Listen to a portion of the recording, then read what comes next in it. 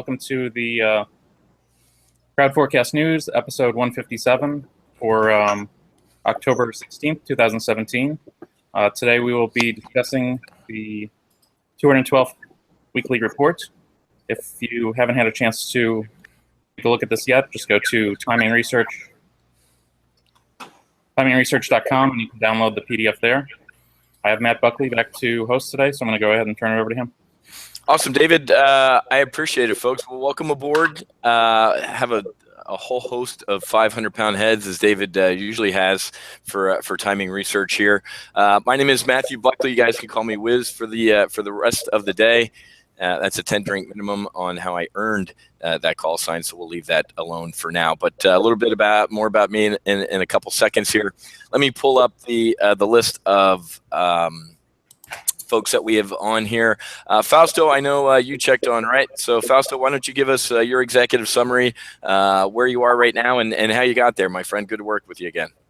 Hey, Matt, it's good to see you and welcome everybody. And it's always nice to be back here at Time Research. Once again, for some of you who have never heard from me before, I've been doing this for 25 lovely years. Not a day goes by I do not get sick of doing trading. I love teaching people. Not only do we teach, but we trade with them. We started the original trading room in the industry.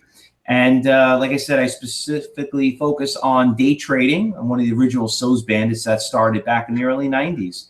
And Cyber University has been in business for over 25 years. And we have a great staff at CTU, and that's what we specialize in. It's just always nice to talk to everyone here and educate you guys a little bit more about the day trading aspect of any type of market. So thanks for coming, everyone. You bet. It's going to be very interesting to hear some of your take on everything tactically that's going on in the market here as we kind of get up to a flight level and get in hypoxic here. Getting some feedback. Somebody might want to go mute if you're not talking. There we go. Let me introduce one of my partners here, a great strategic partner. If you haven't heard from him, the mad hedge fund trader, John Thomas, JT.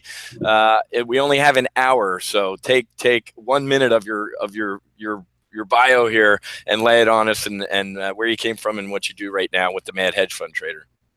Okay, I've been trading the market for 50 years, since the late 60s. Ran one of the first international hedge funds.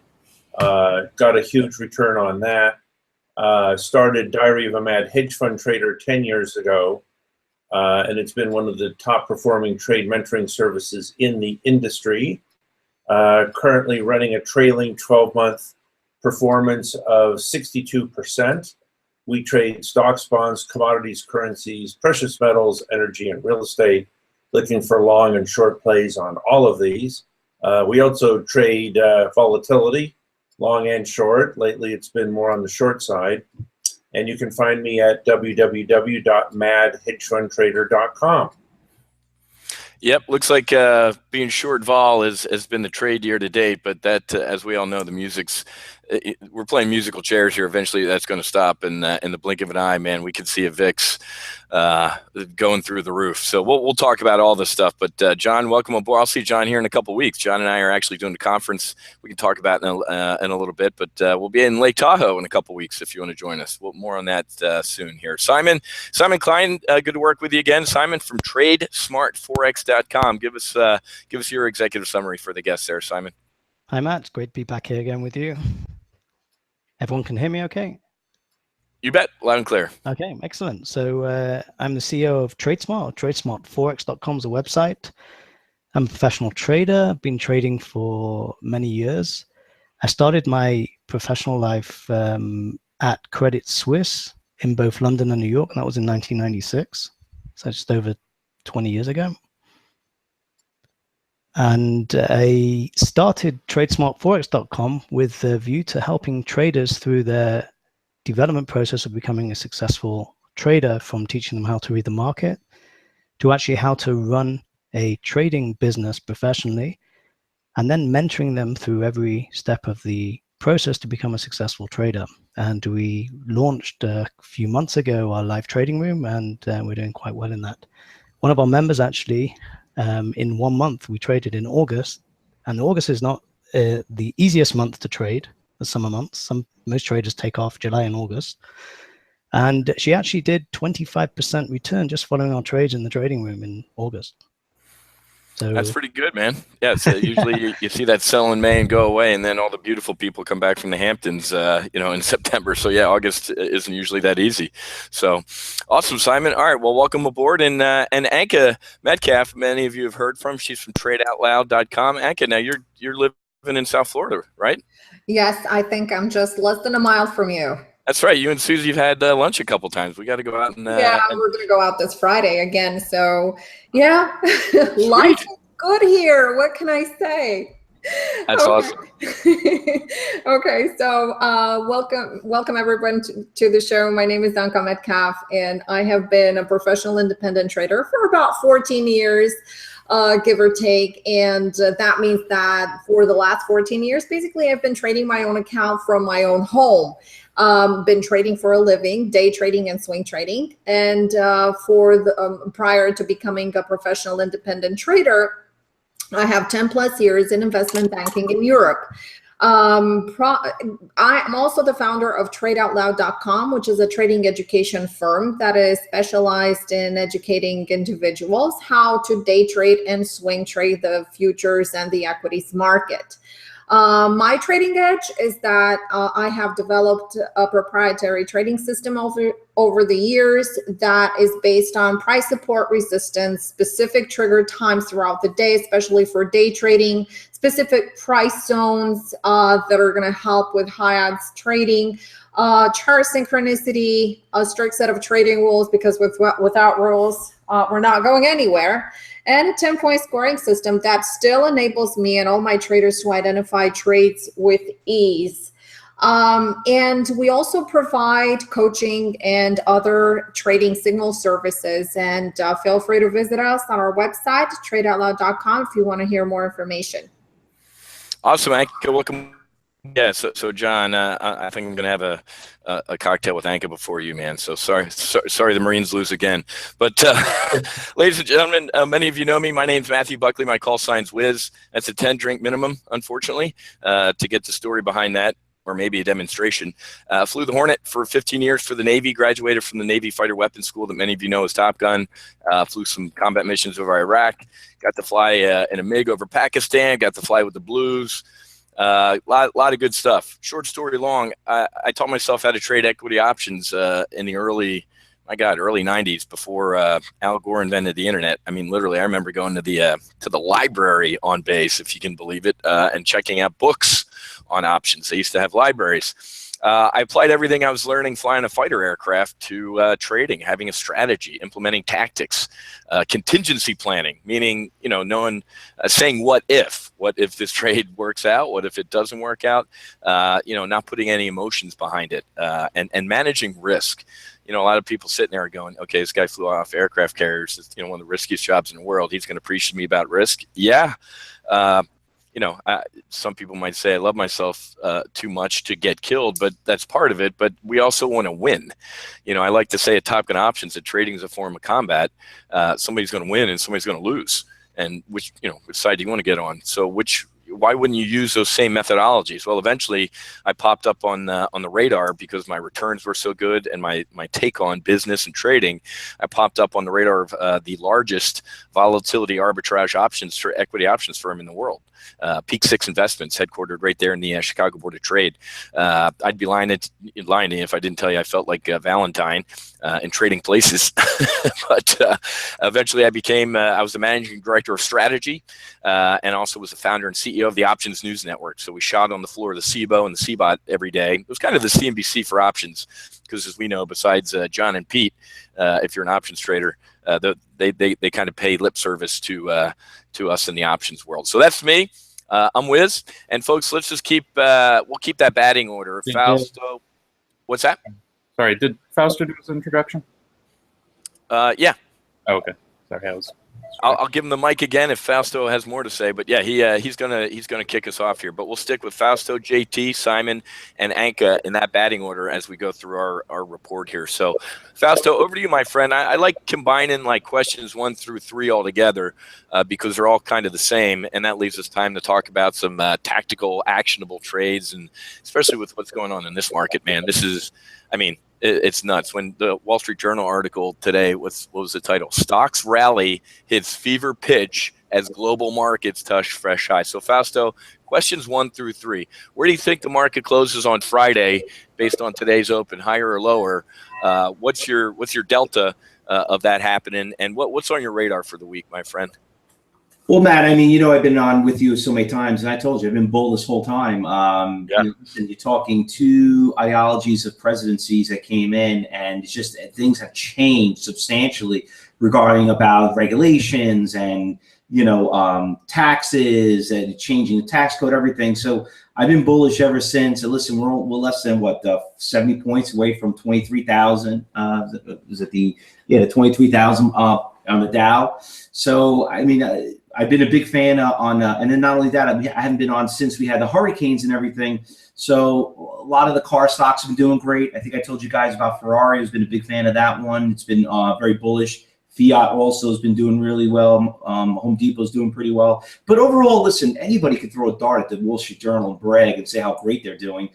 Everything is doing great. If you're going all the way down to NVIDIA, Micron Technologies, I mean, Netflix, I mean, they're all doing really, really well. So I think I'm still bullish. There's nothing, unless, like I told you last time, unless there's that psychopath in North Korea does something, then we could see a little bit of correction. But right now, we're not seeing anything that is going to push this market any lower unless somebody comes out with a catastrophe. And one big thing that's also been doing pretty well, I mean, for everyone else, you got to focus on is that keep an eye on all the pharmaceutical stocks. A lot of them have been taking off substantially.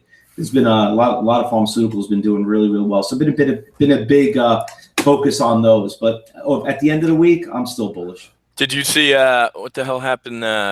Trump's little well, it was healthcare stocks. It wasn't the pharma. Did you see the healthcare stocks get kicked? All the healthcare stocks got destroyed, and that once again, totally different industry. True. Healthcare versus pharmaceutical. But yeah, I mean, listen, you know what? Like Trump or hate Trump, we're all in the same business. We're all traders, right? So at the end of the day, you got to remember, if you got to look at his agenda. He really is actually doing everything he campaigned for. So, I mean, I think we're running out of things he's campaigning for, but anything he's campaigning is obviously going to affect these certain companies. If it's the regulation on coal, if it's oil, if it's the medical. I mean, I know he said he's building a wall. So if there's anybody know anything that the wall we could benefit on a stock on the wall, then go out there and share it. Maybe it's the construction company, whatever it is. But listen, just remember, at the end of the day, why we're here to make money. And I think everyone loses that concept why we're traders. You're a fighter jet. You probably have done something that you wish you probably didn't have to do, but that's your job. That's your job. You got to go there. You got to do it. You got to put your feelings behind, and that's what trading is. And that's what separates a lot of us from being successful traders and ignorant traders. And that's why I love what I do. Well, it's a great point, Fausto. It's you have to trade the market you have, not the one you want. It's not like we want a down market, but when you look at some of the macro headwinds or some of the underlying of it, I tell people at Top Gun Options, I wear 2 suits. I wear a flight suit, whereas an American, I'll give you my opinion. I think we should be half of where we are in the market just because of what's going on. And then you put on your Gordon Gekko suit and go, I'm going to buy this thing with both hands. So I think, Fausto, you're like, who was it? Mohammed El-Arian last week. He said, this market goes up, barring, no kidding, a shooting war with North Korea. I mean, because we've seen a spate of bad news, or whether it's tweets or offhanded comments, market maybe freaks out for 10, 20 minutes and then, BTFD.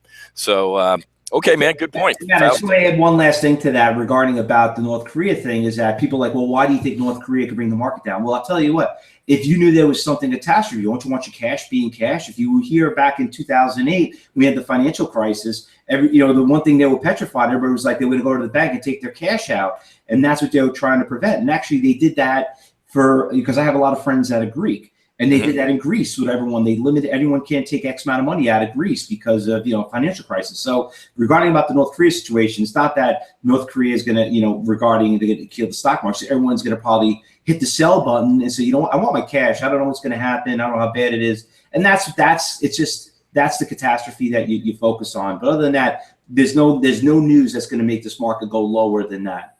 No. Okay, well, I'll talk. We'll move on to JT, but let's talk tax.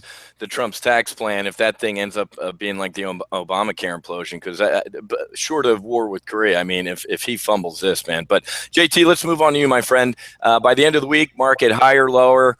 What's your delta? What's your confidence level on that? And what's on JT's radar for the week to make the market go higher or lower? Market higher by the end of the week, by the end of the year, and by the end of the first quarter of next year. I think the market is going up not for any political reasons whatsoever, but because the QE in Japan and Europe finally kicked in, and now their economies are growing faster than ours. So they're essentially dragging the US up. The prospect of a tax cut is the icing on the cake. So I think because of the chance of lower tax rates next year, a buyer's strike or a seller's strike is kicked in. You know, why sell this year and pay a 39% tax rate when you can wait until next year and pay a tax rate of 20% or maybe even less? So basically all offers in the market have disappeared. It's gone bid only. So we're looking for sideways to up slowly for the rest of the week, the year, and into next quarter. The beginning of January could get scary because then the opposite effect kicks in. All that deferred selling then happens in January. So the other big risk for the market, tax cuts don't happen. Could go the same route as healthcare. If that happens, you can give up all the gains the market has made since August. What's your JT? You and I love to spar politically on these things. So, what's your delta on this? I mean, do we get a what's your delta on overall Trump getting tax reform passed by the end of the year? I mean, Mnuchin said by August, and then sheepishly, August, he's like, well, I kind of misunderstood Washington. He said, hopefully, quote unquote, air quotes, by the end of the year. What do you think? What's your temperature? Yeah, when you say end of the year, there are basically only 20 working days left in Congress with a whole ton of other things they absolutely have to get done by the end of the year. So I would say zero chance this year, but a high probability of modest tax cuts next year. Forget about reform. This is all about tax cuts and how much you can get the Republican Party to borrow to pay for those tax cuts. Basically all Republican tax cuts in history have been with borrowed money.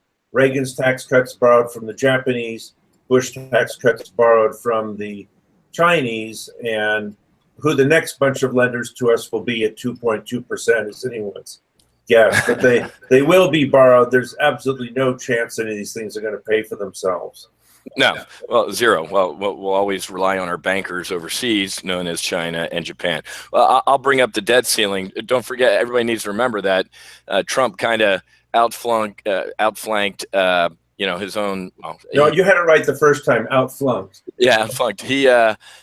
Don't forget, guys. He kicked the can. He worked with Nancy and Chuck to kick the debt ceiling. We were supposed to have a nice little October surprise with the debt ceiling fight too, but he worked with the Democrats, and that's in December, folks. So not only do we have tax reform to worry about before the end of the year, we have a potential another debt ceiling with the whole credit card, and it's unpatriotic to raise the debt ceiling. In the meantime, the bond market is rising going into this.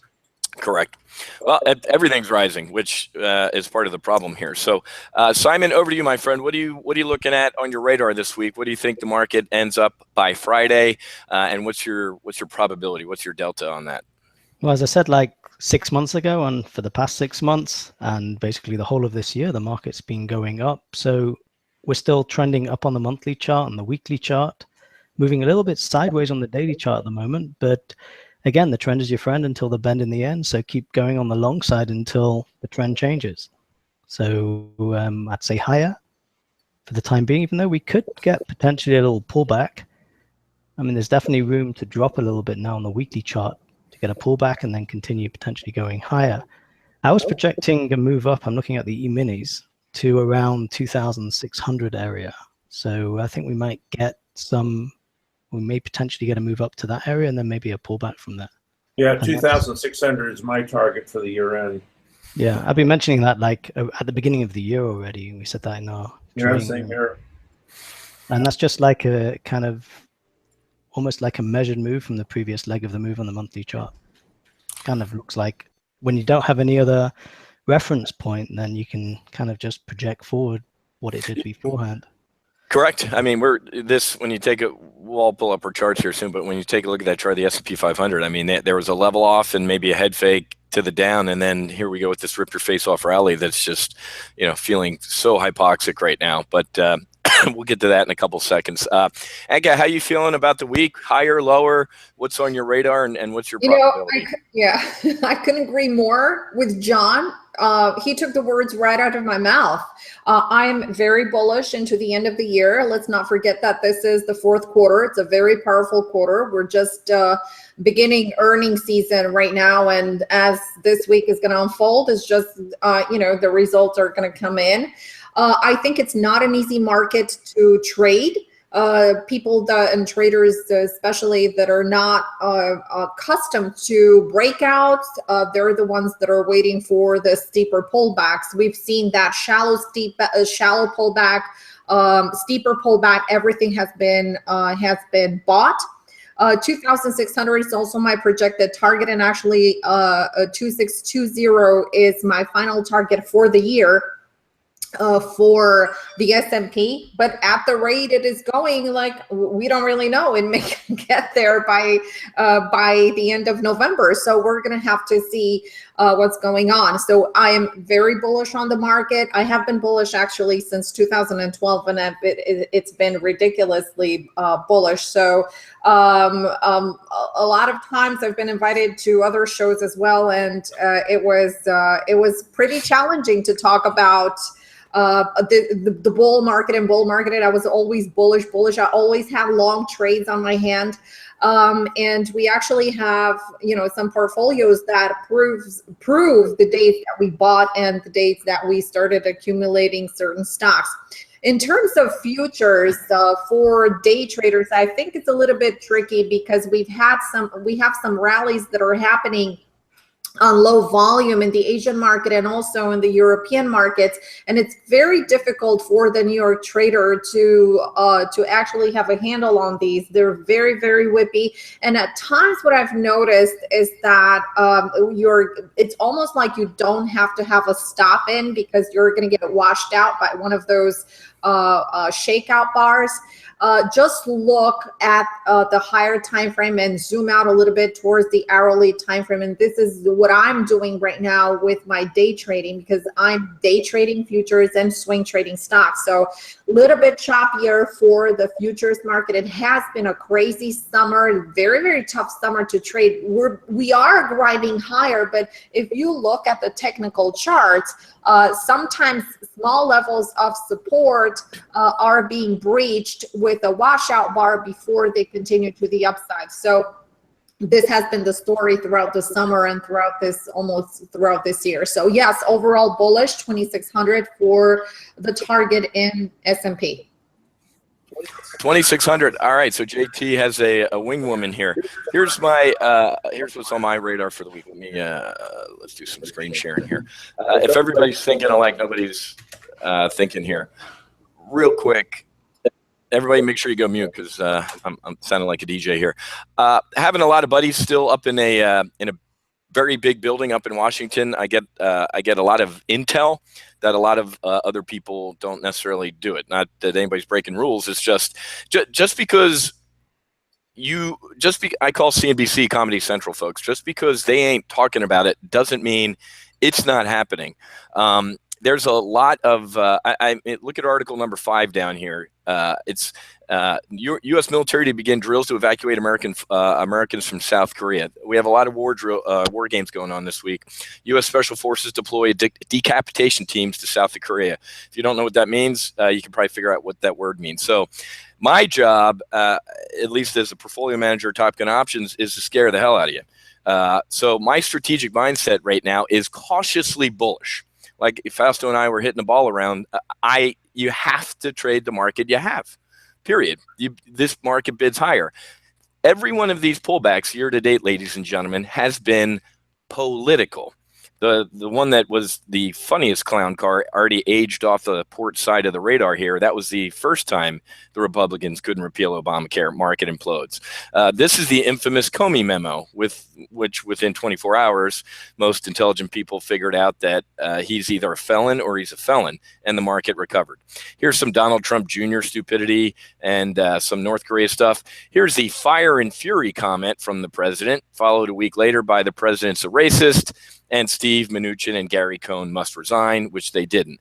Every pullback year to date, ladies and gentlemen, has been a macro political or geopolitical event. Nothing Fed-wise, nothing holy crap earnings-wise. This thing has been drifting higher. So I agree with Fausto, and well, I agree with JT and also Anka there with their price targets. But guys, we are literally. I'll leave it like this. And I've been telling my members in Top Gun Options and also the Mad Hedge Fund Traders Options Service, I have about 7 very, very close friends who I've taught in the past 7 years how to trade equity options. They have told me, here's exact quotes, Whiz, keep firing where you're firing, meaning I'm on target with something. Most of them have moved 75% to cash, and they are long puts on the SPY or SPX and long VIX. I will leave that at that, and it's through November.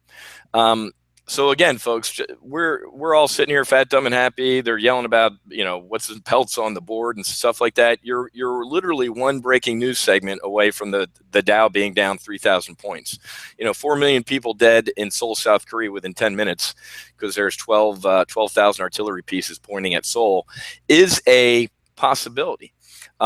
So I would not be doing my job as an options trader to, first of all, I agree with 99% of what everybody just said, including Simon. Simon, he and I have been working together here for 6 to 8 months on these programs, and he's been ringing that bull flag. This, in my history, in almost a quarter of a century of doing this, whenever the Wall Street Journal starts here, I remember, I think it was 2007. I'm sitting on the Metro going into the Board of Trade. It looks like a death car. But everybody's face buried in the Journal. I think literally the title of the article on the front page of the Journal was, "Here comes the retail trader." And it was like a Joe Kennedy getting his shoes shined moment. Within a month, all those people were broke. So I agree the market is higher by the end of the week. But folks, and this is going to segue pretty tightly to David's number 4 question about hedges. If you are not hedged, you are an idiot in this market. Insurance is so cheap right now, it's disgusting. So let's just pull up this is how bad it is when you're not even looking at how the VIX is trading. Somebody tell me, are we below 10 here? I love how E-Trade just shuts down your account when you're not looking at. So the VIX, actually, the realized 90-day volatility today is 3.5%. Oh my God, man! That makes it at 9. Not the VIX at 9. A strong short. Isn't that saying that you're shorting the VIX at 9 is like, pre-2008, people would throw you out the window. But this is insane, folks. Look at the VIX here, and then we'll go to Fausto because I want to see how Fausto hedges. Every month for the past 6 months in the VIX, something has happened to freak the market the hell out. It's a heart rate monitor. Freak out, back. Nothing is going on. But if you just do a 10-minute drive-by of the news, man, John was saying he's coughing up smoke here. We got hurricanes, we got end of days with fires, we got potential nuclear wars, we got Iran, the nuclear deal with Trump getting decertified. Guys, I will bid this market higher with both hands like everybody else, but if you're not hedging like a mofo, you're going to get destroyed, period. And I know a broken clock's right twice a day. I don't want to sound like the crazy guy on the exit ramp of I-95 with the end is near sign. He'll be right eventually. But if you take just a look at that S&P 500 chart, my God, since the last time we had a drive-by of the S&P right here, of this 50-day moving average, this has been a run from 2460 to 2560, man. Again, cautiously bullish. trade the market you have. But man, let's transition, Fausto, to what are you doing to stay safe, Fausto, at CTU or just even in your own portfolio? Because like I said, I'm cautiously bullish, man, with the word cautiously. And you might be on mute.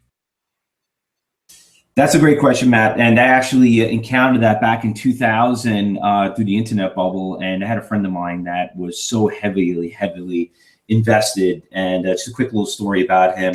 So basically what he did was he had like, I don't know, like 20,000 shares of like Rambus and this and that, big day trader. And then we had that big correction in the NASDAQ when the NASDAQ dropped about almost 600 points. 300 in an hour. So I said, listen, you know what? Honestly, if I was you, I would hedge myself and buy an insurance policy, because that's why I really like options for more than anything is insurance policy. I said, just buy an insurance policy, buy a leap just in case if you're not gonna if you're worried about it about the market after seeing what's happening, you know, at least you can make it back on a leap. You know, buy a leap, do a put. And he, to make a long story short, he showed one day, I wake up the next morning and I say, hey, did you do that trade? He goes, I want to come outside. What does he do? He shows me his nice Ferrari he bought. I'm like, oh, that's great. So how'd the leap work? Well, he goes, Fausto, I was thinking about what you said. And for the amount of money that I would have to invest in buying that leap, I said, I'd rather just drive a nice car. I don't think the market's getting hurt. I'll make a long story short. About 10 years ago, he was nailing roofs on my new house. Because he got too cocky and he lost everything for stupidity. So like you said, Matt, you know what? We're all very deeply invested. This is our job. And you know, there's nothing to me greater about options than having it as an insurance policy if you're a swing trader or an investor. So I would just do, like I said, I would just buy a leap just as a backup. What's the worst thing could happen? You know, it's still, you know, it's a write-off. But you can add it to your list of losses if it doesn't work out. But if it does, let me tell you, you're going to cash in big time. Well, it's, you know, not to get into a gun discussion, but it's better to reach for a gun and have one, and when you need it, then reach for it when you need it, don't have it. So, you know, I don't sit here at this kitchen table and go, God almighty, I'm losing money every month to USAA on my auto, home, and life. A matter of fact, it's on auto withdrawal, so I don't even remember that I have insurance until I need it. So JT, I know you do gold and all sorts of stuff. JT, talk us through your hedging strategies at the Mad Hedge Fund Trader, and are you hedging right now?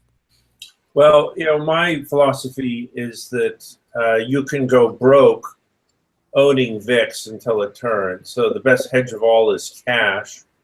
In the last week, we've cut our investment position from 50% to 15%, and we're going to be 5% invested by Friday because of the options expiration. And the last position we have is a January VXX $60 call.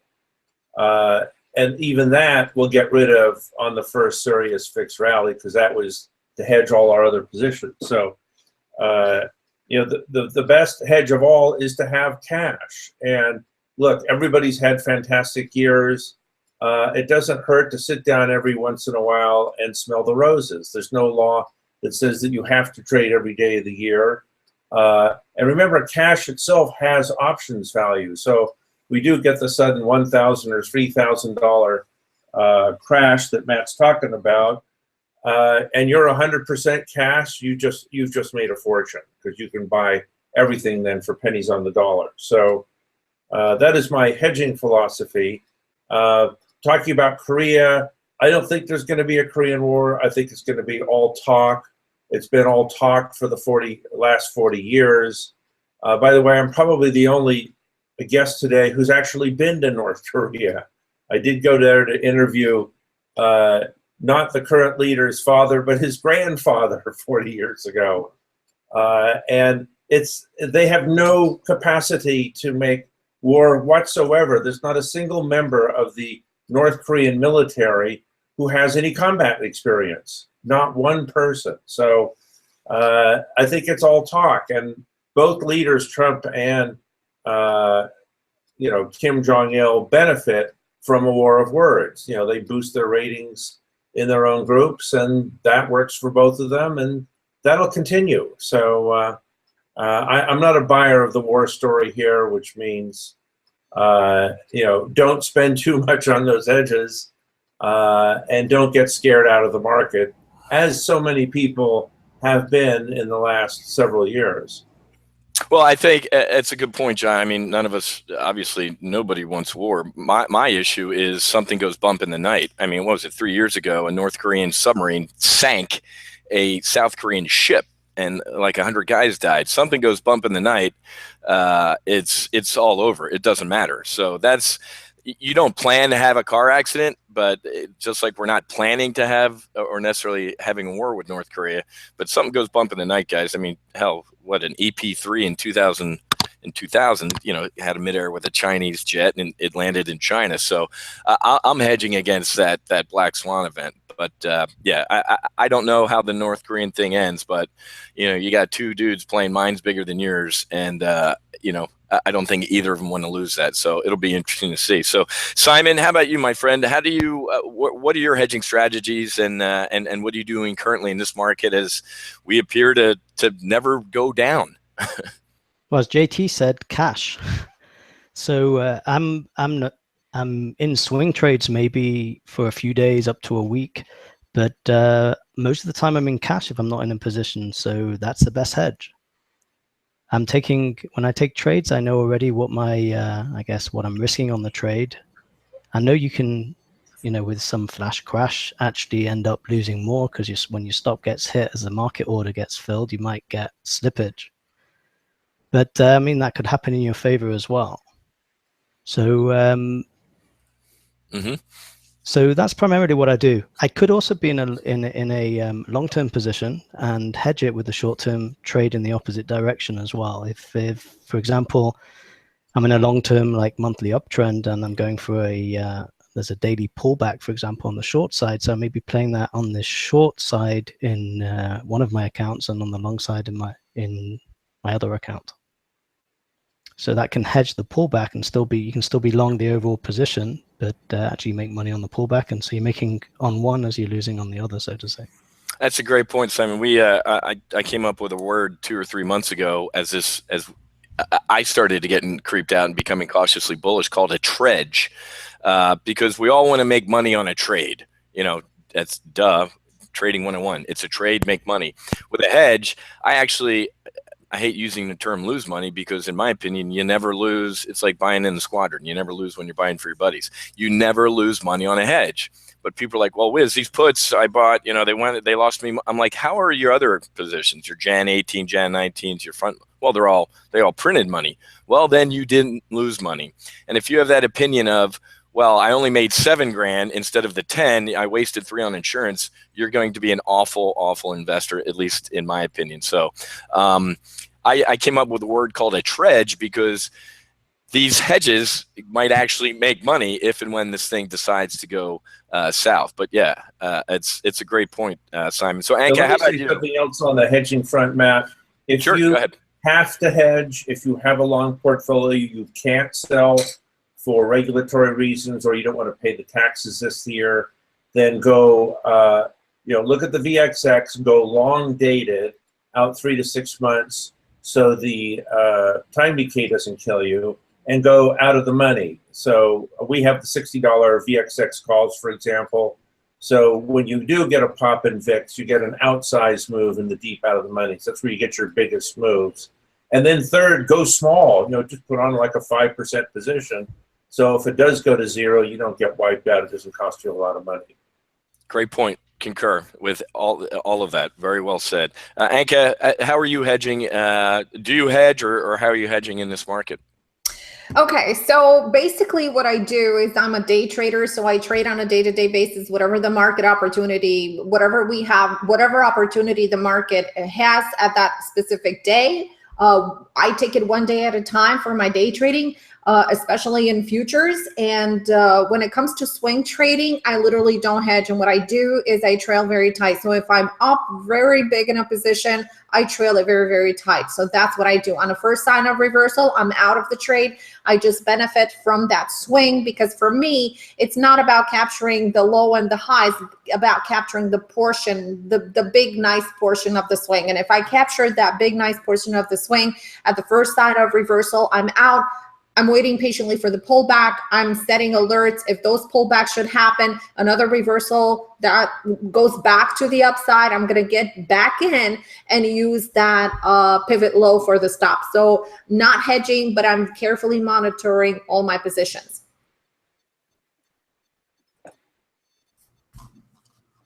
Awesome. I was sitting here talking to myself. Great points, Anka, and to the folks who are familiar with options, I mainly trade spreads, or if those like Fausto was talking about, Jan 18, Jan 19, I think even the Jan 20 series are starting to roll hot off the press here.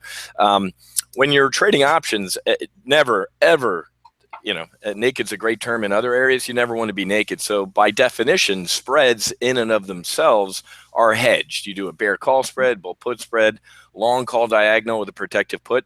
Those are all in and of themselves hedged. So, you shouldn't be too concerned as long as you have your SOP, your standard operating procedure, where you don't lose.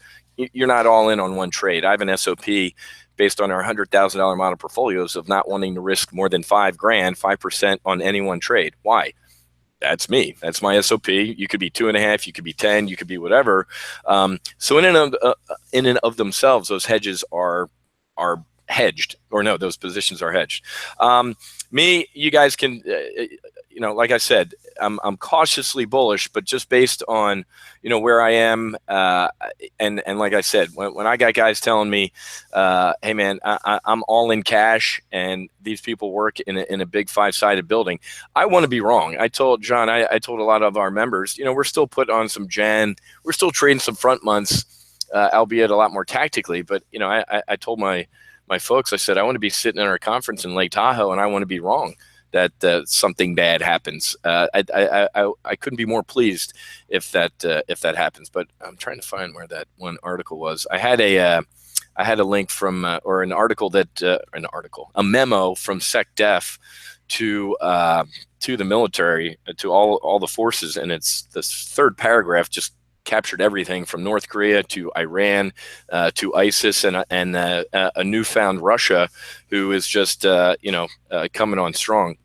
And the Secretary of Defense Mattis signs off with "charge" with an exclamation point and his signature. I thought that was interesting. So yeah, that's Mattis to a T, by the way. I know Mattis. Oh yeah, he's When your call sign's Mad Dog, that we'll leave it at that. So you guys can guess what I'm doing. Cheap insurance on the SPY. I like John's deep in the money VIX calls.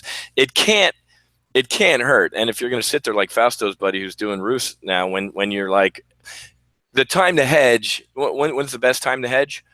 When you don't have to. Who was it? John Kennedy said the best time to fix your roof is when it ain't raining, folks. It ain't raining right now.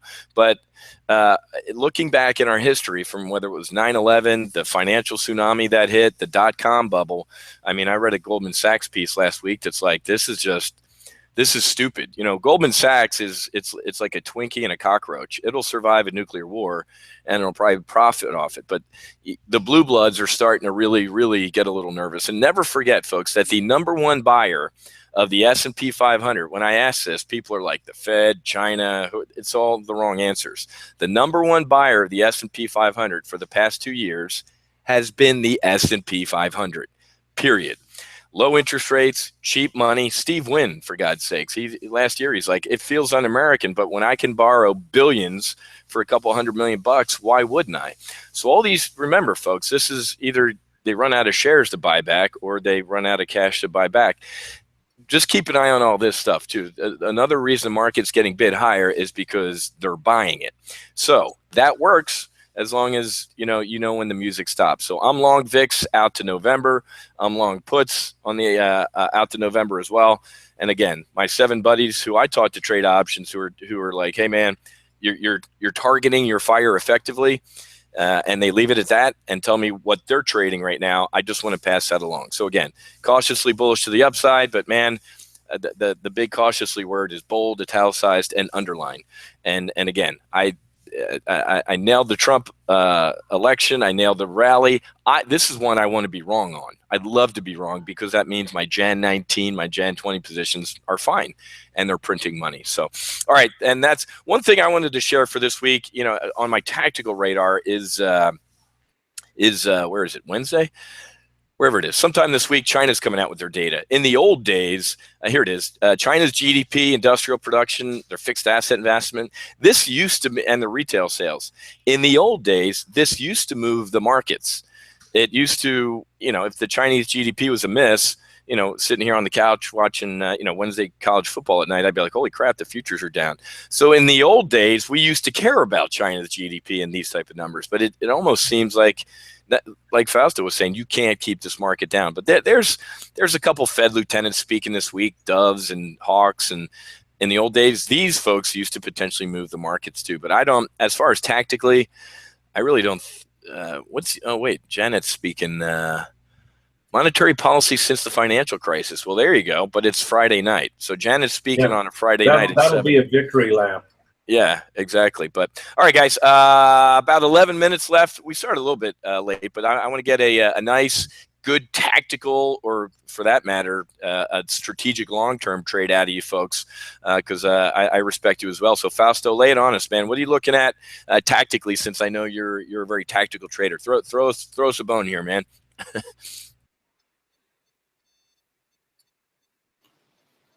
And you might be on. You're muted. Yeah, you're muted, Fausto. Sorry about that. You guys pulled fast ones on me on that. I'm still a fan of Ferrari. I've been a fan for about a year now. I still think it's bullish. If you can't afford the car, you can afford the stock. Been also a big fan of NVIDIA. And just keep an eye on the big percentage of gainers. I mean, as a swing trader, long term, I would look at the car industry and, after seeing what's happening with the hurricane, stuff like that, Home Depot, Lowe's, anything that has to do with that. And then like we mentioned earlier, if you want to hedge yourself, just be careful that, if anything happens, you just mentioned earlier, which is great. The best time to hedge is when you don't have to. And, now's a good time probably to consider it, because if something does happen, it's the last thing you want to worry about. Like, damn, I woulda, coulda, shoulda. But I'm still bullish, and I'm going to be bullish for a long, long time. There's nothing that's showing this market going down at all. Yeah, and that's the scary thing. I mean, like I said, when you got L. Larry on, he's a smart dude out there saying nothing's bringing this market down, folks, short of actual shooting war. It's, what was it, John? You and I were laughing one time like 2 months ago. The bottom third of CNBC said buy everything with a question mark. So, yeah. But and it works. It's the only time they were ever right on something. Exactly. All right, what are you looking at, John? I would stay away from the FANGs. Go into domestic reflationary trades like transportation, railroad, steel, stuff like that. When you're in the market, we've been aggressively running long positions all year, running huge books, leverage trades, and we're winding down. We're cutting our positions down to near zero, waiting for the next thing to happen. Whether the next thing to happen is a 5% down move or 5% up move, we want to have a lot of cash put to work. But right now, the risk reward of doing pretty much of anything is at the low end of the range. So I'm more inclined to spend my money than to try and earn it right now. And now's a great time to do research. Make lists of things to do when you get that next ratchet move. That way you don't have to, go look for ideas. You have a list of them you can execute immediately.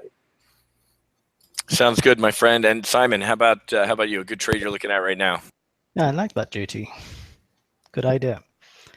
Okay, let me share my screen. I have this newsletter service you can buy if you're interested. Okay. Okay, so here's an interesting trading idea long term. You can see my screen. A potential trade here on oil on the long side. Now, again, you could have been in this already from down here or even back down here. Like last week was a great time, and we mentioned that in our trading room, to actually buy oil as the oil futures. This has potential to get up to the 60, and if it breaks above here, we could go all the way back up.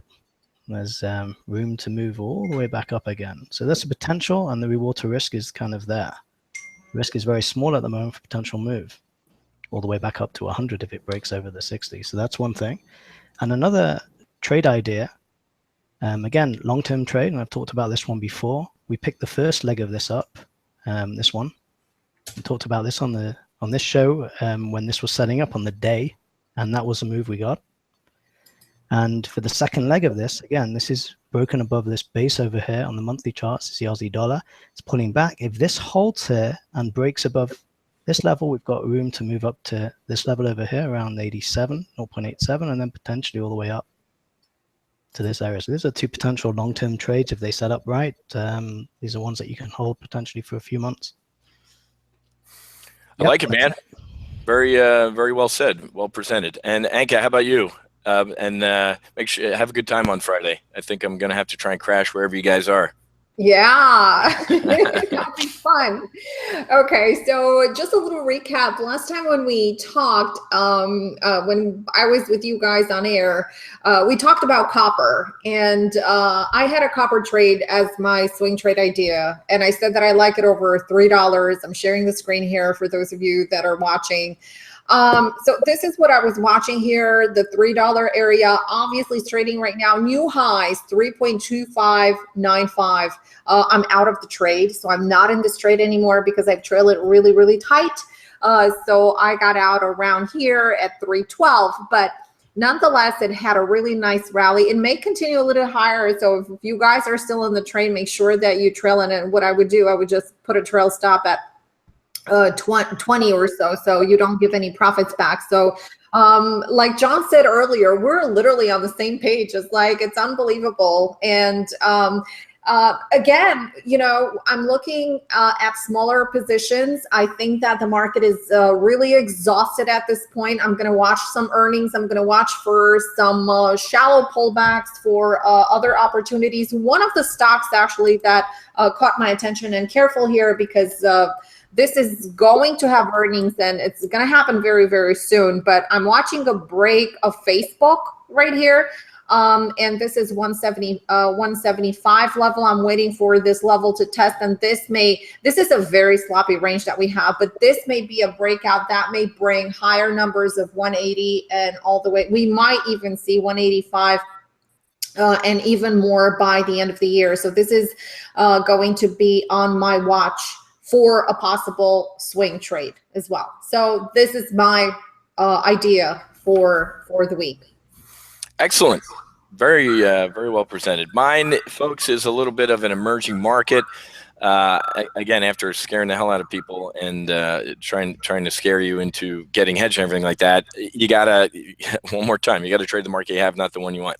I like Brazil, not just the fair sex, but the EWZ. This right here, this pullback, we told our members at Topkin Options and the Mad Hedge Fund Options Trader Service, I told them to buy. Nobody tells you to buy right here, only jerks at cocktail parties. 2 days later, we said, I told you to get in the EWZ, and this has been great. This was a pullback. In full disclosure, there's a JBS, the second largest food company in the world. I gave 25 speeches for JBS literally around the world for the past year and a half. Their executives that I thought I knew as good guys are on tape bribing the current president. Market implodes. Folks, if you're shocked to know that there's bribery, corruption, or anything in Brazilian politics, you're nuts. The last president, Dilma, was impeached. What's the guy's name in front of her? He's Temer or no, whatever. He might be going to jail for 10 years. Every time they get a political pullback, the EWZ has a rip your face off rally. This is a commodities play. It's an oil play. The Bovespa is just, they're turning their ship around.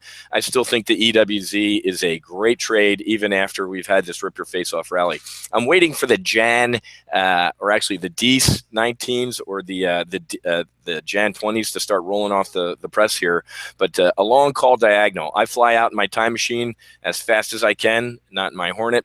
I buy a deep in the money 80 Delta call.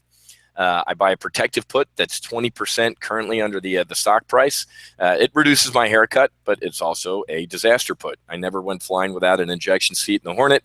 Might as well not do it in options. And then I sell front month upside calls every week, every couple weeks, every month, just to bring in some front month scratch to pay for that Ferrari that Fausto was playing. So the tact is called a long call diagonal, the protective put.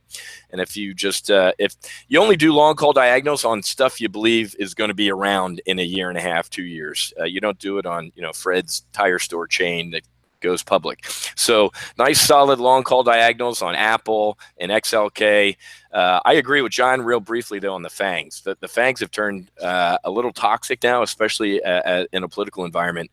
And Zuckerberg's virtual reality visit to Puerto Rico's devastation was comical in a completely dark and horrific way. So they're from European regulators coming after taxes to some other stuff. I think the FANGs might have run out of airspeed for the time being, but I like the EWZ. So take a look at Brazil. All right, folks. Fausto, over to you, my friend. Give us a quick wrap. How do we get a hold of you and find out what you do at CTU, my friend?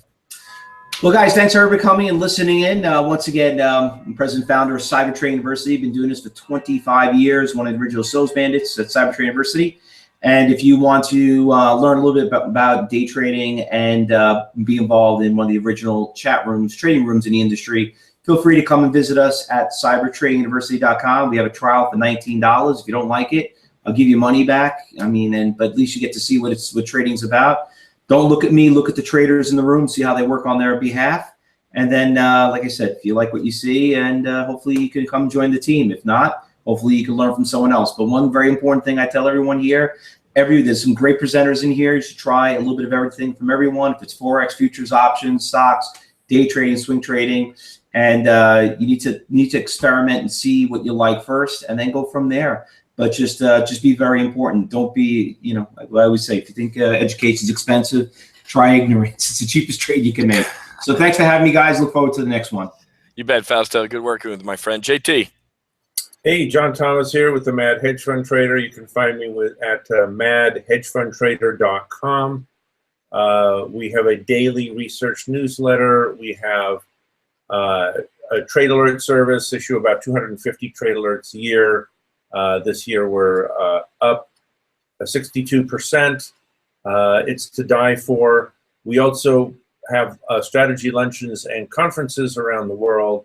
And the next conference will be at Lake Tahoe, Nevada, with my friend Matt Buckley.